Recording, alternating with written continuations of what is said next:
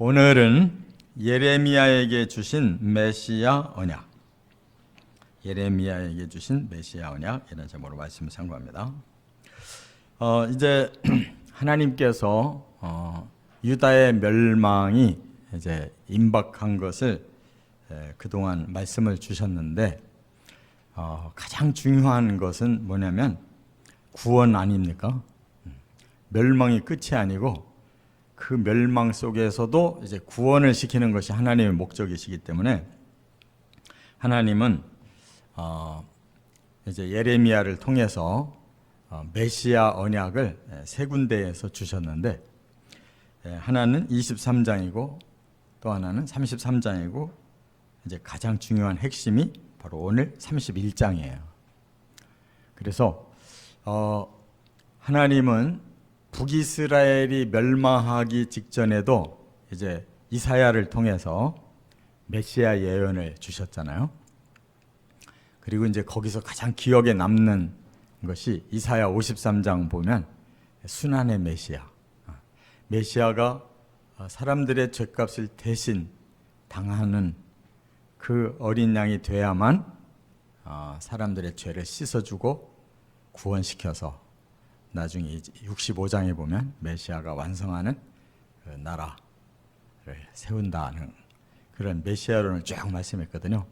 근데 지금 이제 유다 나라의 멸망을 지금 앞에 놓고 또 하나님은 예레미야에게 메시아를 통해서 다시 구원이 온다 하는 것을 가르쳐주고 있어요. 그러니까 이 선민 나라들의 멸망이 너무 안타까우니까 그들이 지금은 멸망을 당하나 후일에는 구원이 온다. 내가 그 메시아를 보낼 거다라는 것을 강조하고 있는 거예요. 그래서 이제 사실적으로 유다 나라는 망했어도 70년 후부터 회복이 되잖아요. 스룹바벨 총독을 통해서 이제 돌아온 백성들과 함께 성전 짓고, 그죠?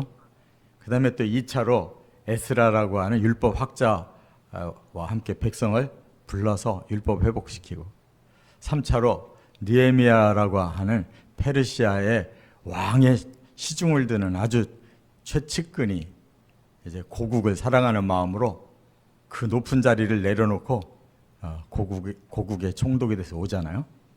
그래서 결국은 예루살렘 성을 회복했잖아요. 그런데 그게 다 예표라는 거예요. 예표. 성전과 율법과 또 예루살렘 성의 회복을 그들이 임시로 시켰어요. 나중에 로마 시대 또 망했잖아요. 그게 다 없어졌잖아요. 그러나 종말에 이제 드디어 영원한 메시아의 구원이 온다는 것을 이제 요한계시록에서 다시 말씀하고 있잖아요. 그러니까 성경은 시대마다 주셨어요. 특히 어려울 때마다 주셨어요. 사도 요한도 가장 박해가 심했던 그 도메시아 그 누스의 그 시대에 계시받은 거예요. 그리고 이와 같이 하나님의 뜻은 최후 목표는 메시아를 통한 구원이에요. 깨달으시 바랍니다. 근데 제가 이렇게 말씀을 전하다 보니까 꼭 주일날이 중요한 말씀이 딱딱 오더라고요. 지난주는 에스겔을 통해서 심판의 원리를 쫙 가르쳐 주셨거든요. 지난 주일날 새벽에. 그래서 하나님이 일부러 그러시는 건 아니고 저도 성경을 연구하면서 핵심을 일부러 주일날 새벽에만 초점 맞추는 거 아닌데 이상하게 중요한 말씀이 이렇게 소수 성도가 나오는 시간에 그래서 사람의 힘으로 되는 게 아니구나. 하나님이 정말 기도하는 성도들에게 하나님 말씀을 깨달으려고 하는 그런 진실한 성도들에게 중요한 것을 가르쳐 주시는 게 맞다. 그런 생각이 들더라고요. 그래서 아무튼 이제 오늘 이 세 장에 걸쳐서 23장, 33장, 31장에 걸쳐서 우리가 메시아 예언을 한번 깨닫도록 하겠습니다. 첫째, 23장 1절부터 8절까지는 메시아의 신분에 대해서 밝히고 있어요. 어떤 메시아가 올 거냐. 먼저 선한 목자가 오신다 그랬어요. 1절부터 4절. 우리가 선한 목자 하면은 구약에도 여러 차례 나오거든요. 근데 바로 요한복음 10장에 내가 선한 목자다 그랬잖아요. 예수님이. 그러니까 예수님은 구약 성경의 메시아 예언을 환히 꿰뚫고 계신 거예요. 바로 그 중요한 그 선한 목자로 오실 메시아가 바로 예수님 자신인 것을 알고 선포하시잖아요. 여기 보니까 지금까지의 목자들은 오히려 하나님 목장의 양떼를 멸하고 흩어지게 했고, 그래서 그 잘못된 목자들에게는 오히려 화가 임하게 됐다는 거예요. 그런데 그들은 맡겨진 양떼를 오히려 흩고 몰아내고 돌보지 않고 악행을 저질른 그 죄값을 그 목자들에게, 거짓 목자들에게 하나님 물으실 거라는 거예요. 그러면서 이제는 진짜 목자, 선한 목자를 보내서 모든 곳에서 그 남은 양떼를 모아서 돌아오게 하겠다. 그리고 그들에게 새로운 생육의 번성을 주겠다. 다시는 두려워하지 않고 놀라지 않고 잃어버리지 않게 하는 진짜 선한 목자를 보낸다. 이렇게 말씀했는데 예수님이 바로 그것을 이 말씀대로 발표하신 거예요. 그 다음 5절과 6절에 보면 의로운 왕으로 오신다는 거예요. 의로운 왕. 다윗에게 한 의로운 가지를 일으키겠다. 여기서 또 말씀하셨어요. 그 다윗이 누구예요? 바로 하나님이 세우실 왕의 예표예요.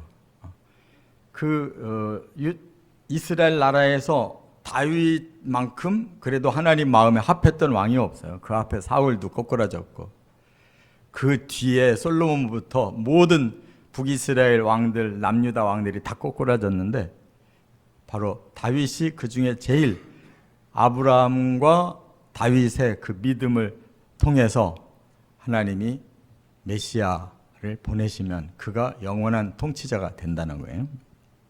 그래서 한 의로운 가지를 다윗에게서 내겠다.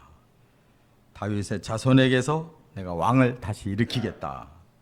지혜롭게 다스리고 정의와 공의를 행하게 하고 선민을 구원해서 평안을 줄 것이다.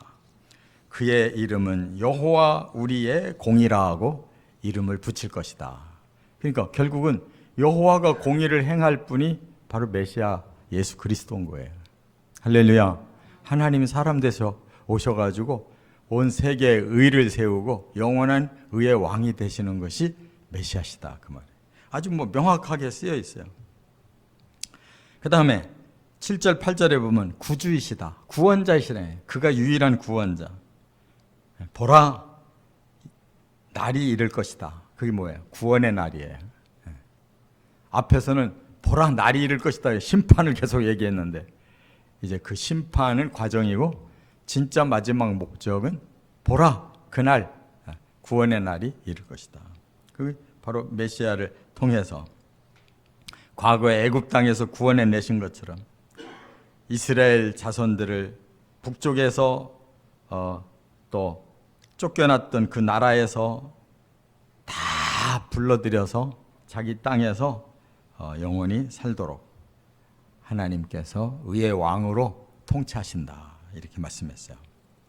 이것이 누가복음 2장에 보면요, 가브리엘 천사장이 그 메시아가 구주로 오셨는데 바로 이 아기 예수다라고 말씀하시잖아요. 구주로 오셨대요. 구주. 구원의 주로 오신다는 거예요. 그 아기 예수가 그 메시아라는 구약의 구원자로 오실 메시아가 바로 이분이다라고 가브리엘이 그렇게 설명해 주잖아요. 마리아에게. 자, 크게 두 번째. 그러면 메시아가 이렇게 우리를 위한 선한 목자로, 우리를 위한 의로운 왕으로, 우리를 위한 구주로 오시기 위해서 이제 해야 할 일이 있다는 거예요. 두 번째는 예레미야 33장 14절부터 26절에 메시아의 사역을 세 가지로 밝히셨어요. 첫째는 14절부터 17절에 보면 왕권 회복을 해야 된다는 거예요. 그냥 메시아가 오셔서 그냥 당장 되는 게 아니라 메시아를 통해서 회복의 기간을 갖는 거예요. 그래서 예수님은 그 진정한 왕이 되기 위해서 이 땅에서 초라한 죄수로 돌아가셨잖아요. 그러면서도 빌라도가 물어보잖아요. 네가 왕이냐? 그렇다. 십자가에 달려 돌아가시지만 본래 왕으로 오신 거예요. 근데 먼저 인류의 죄값을 대신 치러야 되기 때문에 죽으시고 그 의를 드러내서 이제 인류를 통치할 그런 왕의 권세를 얻으시고 재림하실 때 그것이 이루어지는 거예요. 할렐루야. 그래서 메시아의 사역은 이 왕권을 회복하는 일이다. 처음 초림으로 오셔서 그 왕권 회복을 위해 당신이 희생이 되셔서 인류의 죄값을 해결함으로 많은 영혼을 구원했다가 마지막 통치하러 오시는 것이 재림이란 말이에요. 그래서 이 땅에 수없이 많은 왕들이 태어나서 세상을 다스렸지만 전부 불의한 왕들이에요. 의로운 왕이 없었어요. 그런데 진정으로 이제 영원한 통치를 할 수 있는 의로운 왕이 오시는 것은 바로 메시아 예수 그리스도밖에 없다는 말이에요. 그것을 여기서 말씀하셨는데 그때가 되면 이제 사람들이 사탄에게 속아서 죄짓고 하나님 버리고 온갖 우상 섬기고 진리를 버리고 거짓되고 세속된 세상 속에서 살았던 사람들이 그것을 다 터는 날이 오는 거예요. 지금 우리가 계시록 지금 상고하잖아요. 7가지 대접 재앙으로 모든 게 다 파멸되는 것은 그 죄값을 다 터는 거예요. 그리고 이제 예수님이 재림하시잖아요. 진실과 충성의 그 메시아로 오시잖아요. 19장에. 그래서 다 심판해서 털고 의로운 자들만 남겨서 영원한 의의 나라를 계시록 21장, 22장에 세우시잖아요. 그 왕권 회복. 그 다음에 두 번째 18절부터 22절까지는 제사장권을 회복한다는 거예요. 이 제사장은 뭐예요? 하나님과 사람 사이에 담을 헐어주는 중보자의 역할이 제사장이잖아요. 그래서 아론부터 제사장을 세웠지만 그 제사장들까지도 타락해서 다 세속화가 되고 결코 하나님과의 담을 헐 자가 없었단 말이에요. 그런데 이제 메시아는 바로 그 담을 헐고 진정으로 하나님과 백성 사이의 관계를 회복시킨다는 거예요. 그래서 메시아는 이 땅에 오셔서 우리의 죄를 해결해 주심으로 하나님과의 담이 헐렸잖아요. 그리고 우리를 위해서 중보해 주심으로 지금도 하나님 앞으로 돌아오는 자들을 다 구원시키고 계시잖아요. 이것이 바로 예수 그리스도의 제사장권을 회복하는 기간에 지금 2000년이. 그래서 마지막에는 우리를 다 하나님 나라의 제사장으로 삼으신다는 거예요.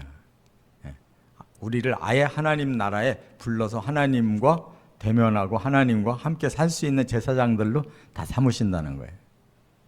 그게 바로 베드로전서 2장 9절에 너희는 택한 족속이고 왕 같은 제사장들이고 거룩한 나라의 백성이고 이렇게 말씀했잖아요. 그게 이렇게 완성될 거다. 그 예수님이 제사장권을 회복시키기 때문에 하나님과 만나서 영원한 관계가 되는 거예요. 할렐루야. 그 다음에 또 하나 회복이 필요해요. 23절부터 26절까지는 언약 회복, 다시 말해서 선지자권이 회복돼야 되는 거예요. 그동안 많은 선지자가 왔어도 그냥 임시 변통이었어요. 그러나 완벽한 언약을 회복시킬 그 선지자는 바로 예수님이셔요. 그래서 예수님이 자기 자신을 선지자라고 인정하셨어요. 진짜 선지자. 진짜 선지자는 뭐예요? 하나님의 진리를 주어서 그 진리 안으로 사람이 들어오면 다 구원받는 거예요. 진리를 회복시키는 이 사명을 예수님이 받으신 거예요. 이 땅에 오셔서 처음부터 회개하라, 천국이 가까웠느니라. 이거보다 더 위대한 선포가 어디 있어요? 그게 선지자가 하는 말이거든요. 가장 완벽한 선지자는 예수 그리스도예요. 그 예수님이 말씀을 전하시고 남겨놓은 것이 사복음서잖아요. 그 사복음서의 핵심은 뭐예요? 결국 인류를 하나님이 반드시 구원내신다. 천국을 주신다. 이게 메시지거든요. 그래서 포로된 자를 돌아오게 하고 사람들을 불쌍히 여길 것이다. 그들이 사탄의 포로가 되어서 이렇게 진리를 잃어버리고 거짓된 세상에서 그냥 살다가 멸망할 수밖에 없는데, 참된 선지자 예수 그리스도의 그 언약, 진짜 복음의 말씀을 듣고 사람들이 영혼이 회복되고 완전한 구원에 이르는 것이죠. 그러니까 예수의 복음 외에는 회복될 길이 없는 거예요. 깨달으시기 바랍니다. 그래서 이제 그 언약대로 회복되는 그 모습들이 요한계시록 7장에 나오잖아요. 하나님이 마지막으로 인칠자들을 찾아서 인쳐라. 그게 뭐예요? 우리가 계시록에서도 앞에 예루살렘의 멸망을 보고 너무나 안타까워서 울고 있는 그 진실한 하나님의 백성들에게 인을 쳐라 그랬잖아요. 계시록에서, 에스겔서에서도 그와 같이 계시록에서도 진짜 하나님의 진리를 깨닫고 끝까지 그 진리를 고수하고 있는 자들을 인치는데, 이스라엘 사람들은 14만 4천, 그 뒤에 7장 9절 이하에 수를 헤아릴 수 없는 많은 사람들, 이방인들을, 구원자를 말씀하고 있거든요. 다 그들이 인침을 받은 자들이에요. 그들이 그 복음을 듣고 구원받을 자들이란 말이에요. 이렇게 예수님은 회복시키고 계신 거예요. 끝으로 이제 하나가 남았어요. 메시아의 나라. 그래서 이루어지는 나라가 메시아의 나라예요. 오늘 읽은 이 말씀을 포함해서 예레미야 31장 27절부터 40절. 그러면 이 메시아의 나라는 어떤 나라냐? 새 씨를 심은 나라라고 그랬어요. 27절부터 30절에 보면 내가 새 씨를 주겠다. 그래서 사람도 짐승도 내가 새 씨를 주겠다 그랬거든요. 근데 이거를 신천지는 오해해가지고 사람의 씨는 자기들이고 짐승의 씨는 기성 기독교 교인이래요. 그러니까 짐승의 씨래다. 이건 무슨 뜻이냐면 하나님 나라를 새로 세우는데 잘못된 씨가 자라가면은 가라지 나오잖아요. 그러니까 새로운 사람들을 거기에 생산하고 그 사람들이 살 새로운 환경. 그래서 짐승이 사는 곳은 아름다운 숲을 이루고 자연 환경이 깨끗하기 때문에 짐승이 살아나는 거거든요. 그러니까 사람을 새로 탄생시킬 뿐만 아니라 사람이 살 수 있는 쾌적의 환경을 주겠다는 것이 새 짐승의 씨를 심겠다라는 뜻인 거예요. 그러니까 새 나라는 새 하늘과 새 땅, 새 예루살렘 성을 말하는 거예요. 거기에 새로운 사람을 위한 쾌적의 환경을 말하는 거예요. 근데 이거를 무식하게 영어로 푼다고 하면서 사람의 씨가 있고 짐승의 씨가 있다. 짐승은 마귀다. 이렇게 둘러붙여버리면 성경이 그냥 엉망진창이 돼버리는 거예요. 여기는 지금 새로운 나라를 말해요. 이미 새로운 나라에 거기에 새 씨, 새로운 사람의 씨들이 거기에서 왕성할 것이다. 그게 바로 천국 백성 말하는 거예요. 또 짐승도 내가 새로 주겠다. 그거는 바로 천국의 아름다운 세상을 말하는 것이다. 그 말이에요. 할렐루야. 천지 창조도 그랬잖아요. 다 그 땅을, 하늘을, 물을 다 이렇게 순환하고 해를 순환시킨 다음에 뭐가 나와요? 식물 나온 다음에 짐승이 나오기 시작하잖아요. 짐승이 사는 곳이 낙원이란 말이에요. 거기에 마지막으로 사람이 살아야 세상이 아름답고 살기 좋은 장소가 되잖아요. 그 순서를 말한 거예요. 그 다음에 우리가 읽은 31절부터 34절에 바로 새 언약을 주셨다는 거예요. 새 언약. 그럼 왜 새자를 붙였느냐? 옛 언약을 주셨어요. 그게 바로 율법이었어요. 근데 율법은 이미 구원받은 사람들의 계명이에요. 구원받은 사람은 이렇게 살아라 그런 말이거든요. 그런데 이스라엘 사람들은 그냥 임의로 구원받았지 변화되어서 구원받은 게 아니거든요. 그렇기 때문에 율법은 사람이 지킬 수가 없어요. 죄인은 지킬 수가 없어요. 그럼 어떻게 해야 지킬 수 있느냐? 의인이 돼야 지킬 수 있는 거예요. 그럼 어떻게 사람이 갑자기 의인이 됐냐? 그래서 새 언약을 준 거예요. 그게 바로 복음과 성령 언약이라는 거예요. 예수님이 주신. 믿습니까? 그래서 오늘 본문에 그걸 뭐라고 말씀했냐 하면 나의 법을 그들의 속에 두며 그들의 마음에 기록하여 나는 그들의 하나님 되고 그들은 내 백성이 될 것이라 그랬어요. 그러니까 예수님의 복음은 우리가 스스로 실천해서 이루는 것이 아니고 예수님의 복음 자체가 우리를 변화시켜 주시는 거예요.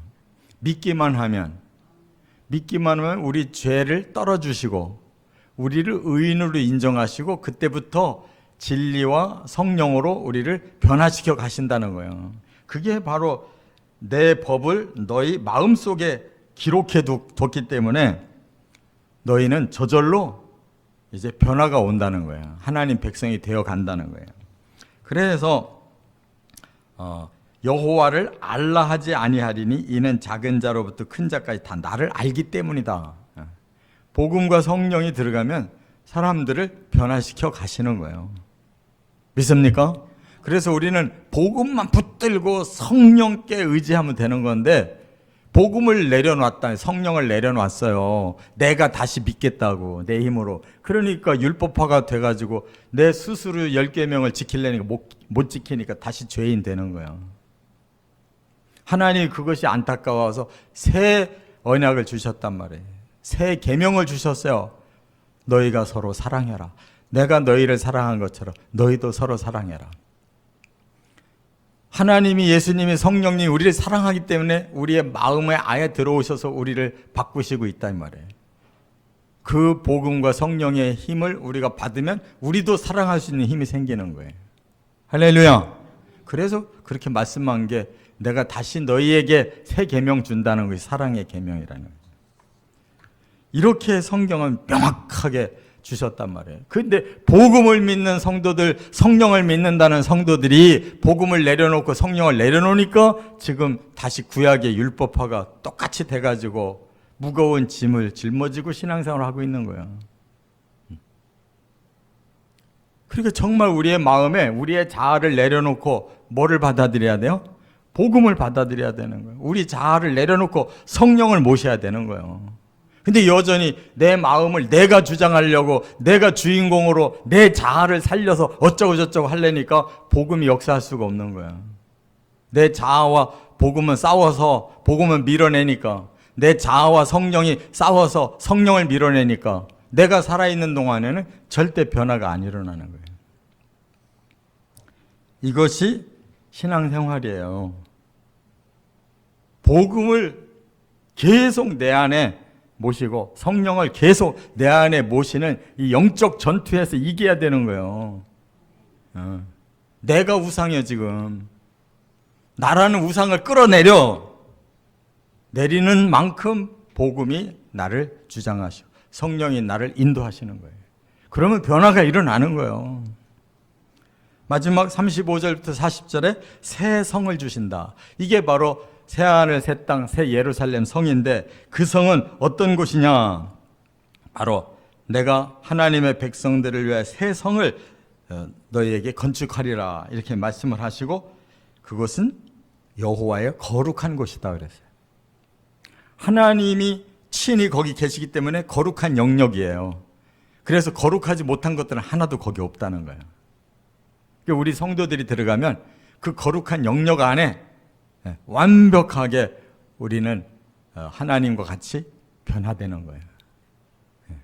죄를 짓지 않고. 그것이 영원할 것이다 이렇게 말씀했어요. 그러므로 이것이 이 땅에서는 예수님을 통해 천년왕국으로, 이제 하늘나라에서는 하나님과 함께 영원한 생명과 영광을 누리는 것이, 그게 새 성이라는 거예요. 이렇게 예레미야에게도 완벽하게 메시아론을 주셨잖아요. 오늘 우리가 신약성경의 복음과 비교할 때 다른 게 있어요? 맥이 똑같잖아요. 이 하나님이 창세기부터 계시록까지 저자이시기 때문에 똑같은 거예요. 중간에 쓴 사람들만 다르지 저자는 똑같아. 하나님이 하신 거예요. 그러니까 말씀을 100% 확신하시기 바랍니다. 그리고 그 말씀을 깨닫게 하시는 성령을 100% 의존하시기 바랍니다. 뭘 우리가 잘났다고 자꾸 우리 생각을 하려고 하지만 자꾸 내려놓고 하나님은 뭐라고 말씀하시는지, 무엇을 우리 깨닫게 하려고 하시는지 거기에 초점 맞추고 계속 들어가면 우리도 모르는 사이에 변화가 오는 거예요. 진리가 역사하고. 이런 축복이 있기를 주의 이름으로 축원합니다.